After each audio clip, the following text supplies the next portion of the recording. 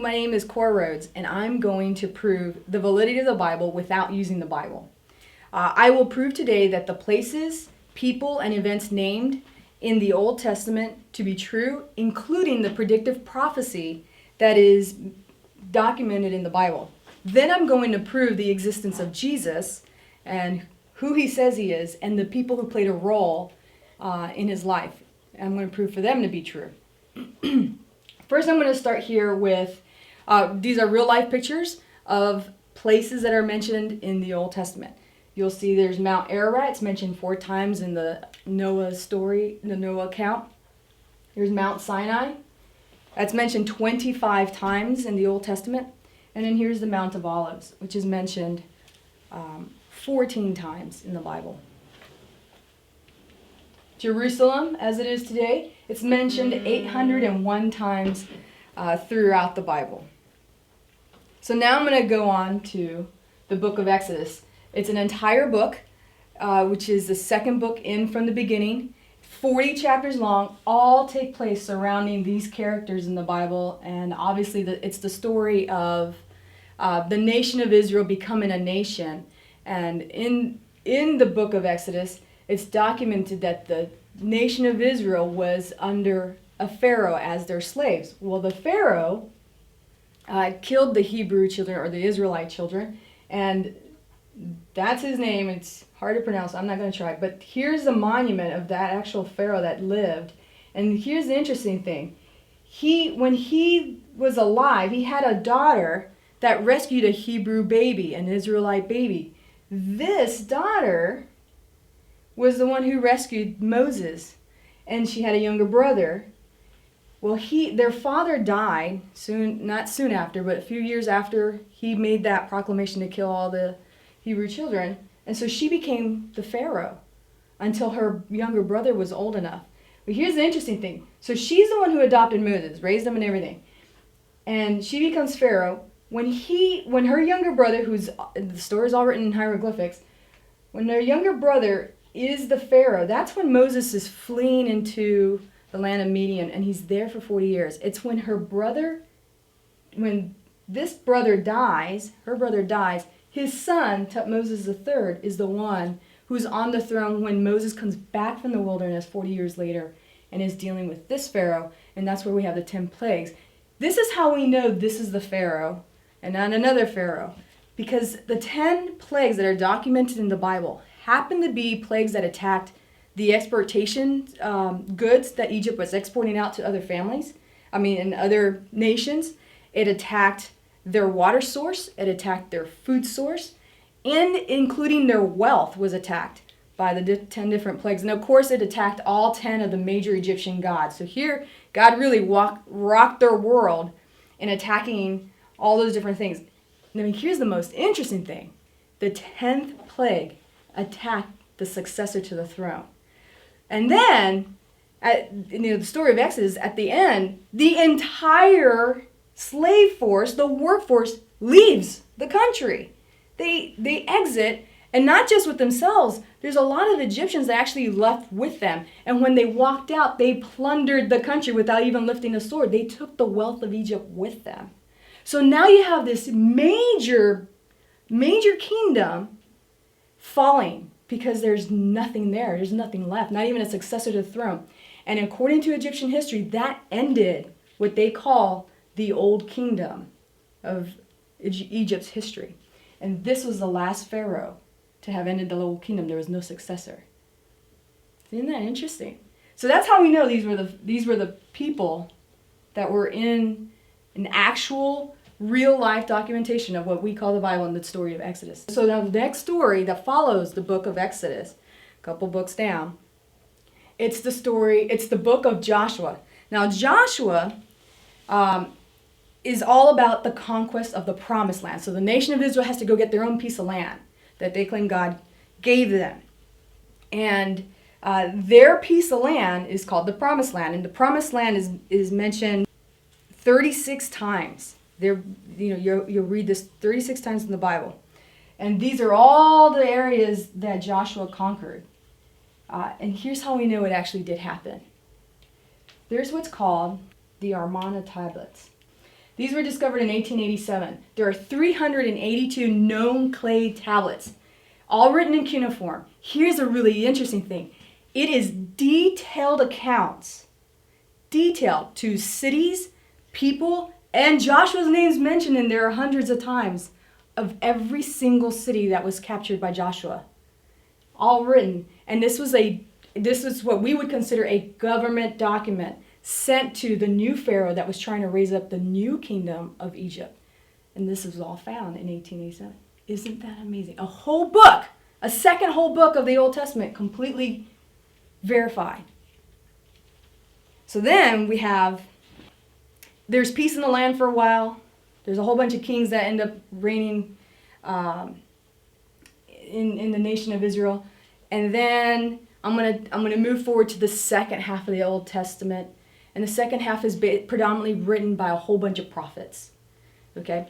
And this is where I'm going to prove that the predictive prophecy that these prophets are saying is actually true and been proven archaeologically to actually be true. So it's a trustworthy source. So let's go to Nineveh. Okay, most people have heard of Nineveh because ISIS tried to bomb them in 2016 and destroy what's left of the ruins. Okay, so it's just all ruins. There's what's called these gates is all that is left there. We hear about Nineveh in another book of the Old Testament called Jonah. It's only 4 chapters long. It's real short. Nineveh is mentioned 26 times. And Nineveh is the capital of the Assyrian Empire, which was the one that came to power. Very, very powerful. Well, here's the predictive prophecy. In the book of Nahum, it predicts that this huge city, the capital of the most powerful nation in the world at that time, was going to be destroyed by fire. So did it really happen? Well, in the 1800s, archaeologists discovered a layer of ash among the ruins of Nineveh. And it was documented, it was even put in the Encyclopedia Britannica. It was recorded, Nineveh suffered defeat from which it never recovered. Extensive traces of ash representing the sack of the city by Babylonians, Scythians, and Medes all were there in 1612 BC. Is that not amazing? Crazy. Okay, it gets better. Watch this. So I'm going to move a little forward, and I'm now going to go to the book of Jeremiah. Okay, so the book of Jeremiah is another prophet. There's 52 chapters. It's really long. It spans 40 years. Okay, and Jeremiah is a prophet that is talking to his own people, the nation of Israel, telling them, hey, you need to come back to God. Leave the gods of the other nations alone and stop worshiping their idols, and you need to come back to God, or you're going to go into captivity, into the Babylonian captivity. Now, here's the interesting thing. When Jeremiah was saying that, the Babylonian Empire was not very powerful at all. It's like someone saying Costa Rica is going to take over the United States. Yeah, right. That's never going to happen. Okay, well, so the people were so upset with Jeremiah, they even imprisoned him. They didn't want to hear any of this. And he kept telling them. And he was very specific. You're going to be taken into captivity, and you will be there for exactly 70 years because of you turning your backs on God. Well, so that's what he predicted. And he even predicted that the Babylonians were going to destroy the temple because they had built this stone, beautiful temple. Real beautiful, way back when. So during the reign of King Solomon. You know, Isaiah is another prophet that talks about, oh yeah, not only will you come back, but there will be a king by the name of King Cyrus that will return you back to the land. Because now they get taken into Babylonian captivity. King Cyrus will come, and he will allow you to go back to your original land, and he will allow you to build your temple all over again. So, and Isaiah is saying this to a bunch of people who are already slaves and already captive, and they're like, yeah, right. They're not believing him. But he's saying there's hope, and there'll be a king named King Cyrus. Here's the most interesting thing about this King Cyrus. Okay, so this temple was destroyed by the Babylonians in 586 BC. King Cyrus was mentioned between the book of Jeremiah, Isaiah, Ezra, and book of Chronicles. His name was mentioned 23 times by name. This king of the Medes and Persians is going to come and will release you from Babylonian captivity. Destroy the city and you guys go back, okay? By name. Here's the interesting thing. This king was mentioned by name 150 years before he even took the throne. And how do we know that? Because of this. This is called the Cyrus Cylinder. The Cyrus Cylinder, it's a clay cylinder, all written in cuneiform, with details of King Cyrus allowing the Babylonian slaves to go back to their land, and he's supplying supplies for them to build their temple. And it's all written there. Is that not amazing? Whew! Okay. Remember, the prophet Jeremiah said, in 70 years you'll be released. That second temple was built to the year, exactly 70 years later, in 586 to 516 BC, which is exactly the 70, if I did my math right, the exactly 70-year period that it took to get back and start building. And he provided. And here's the interesting. King Cyrus was not even a believer in the one creator God at all. He was just way out another nation, not even following God.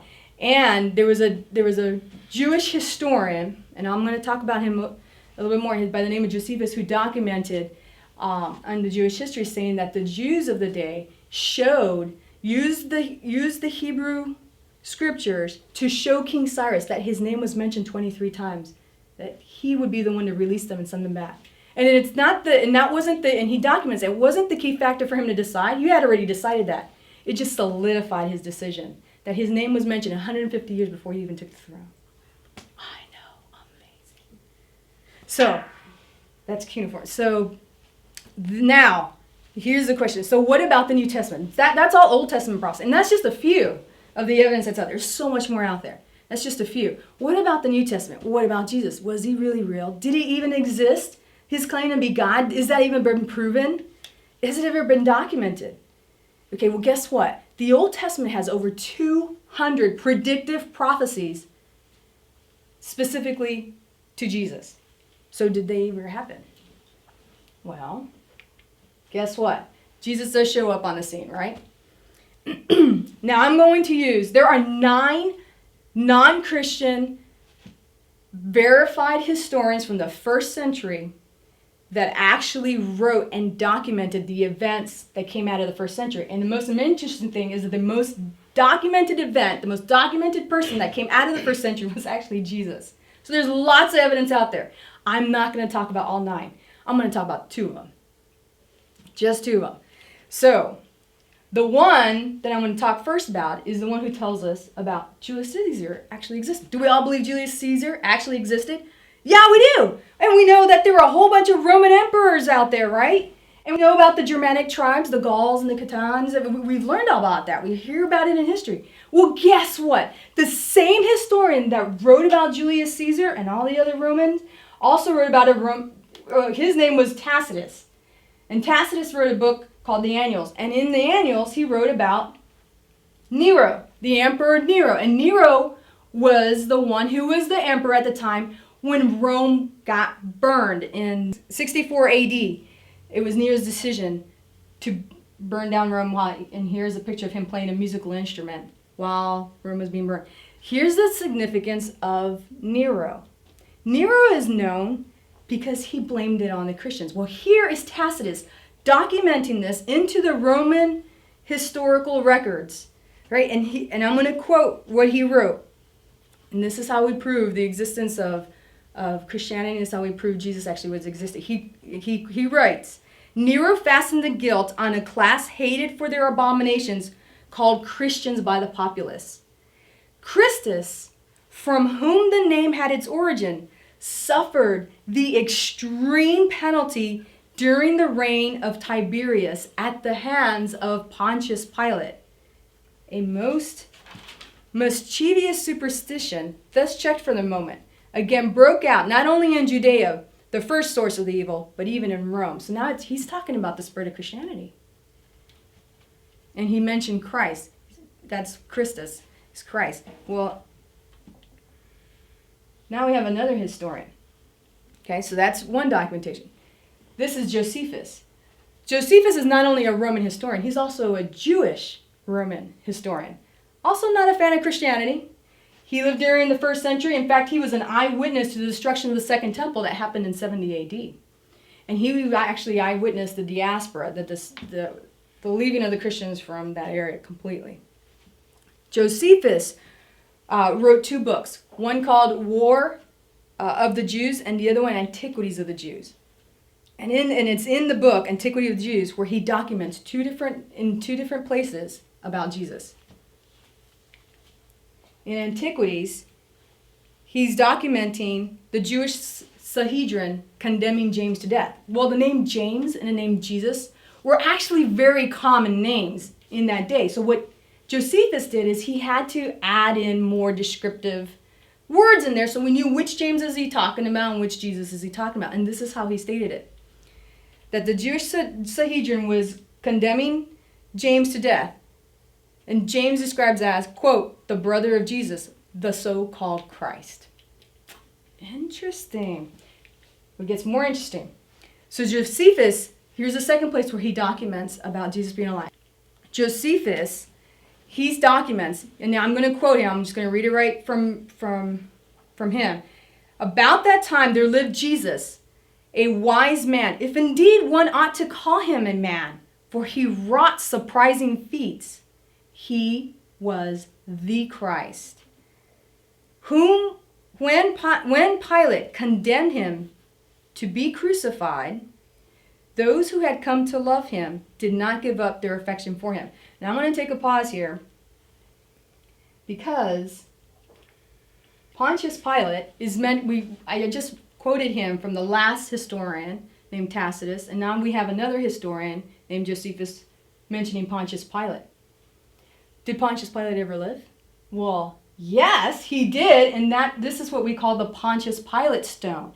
There are 3 lines written in it. It was discovered in Caesarea Maritima. The 3 lines, all it says is Pontius Pilate, prefector of Judea. Amazing. So he actually lived. Well, here's the most amazing thing. I'm going to continue reading the quote from Josephus about this. Because now remember, in that day, the thought was if they kill Christ, the Christus, then they'll kill the Christianity, which is the insanity of their day that they didn't want spreading. So that's the mindset. They wanted to stop the Christianity, stop the spreading, and they thought, well, let's just stop the founder. Let's just kill him. So that was the significance of the rest of the populace wanting this man, Jesus Christ, to be crucified. That was their end goal. Well, here's Josephus documenting on it. He continues by saying, he writes, on the 3rd day, he appeared. That's talking about Jesus Christ. Restored to life. And the tribe of Christians has not disappeared. There it is. Everything in a nutshell.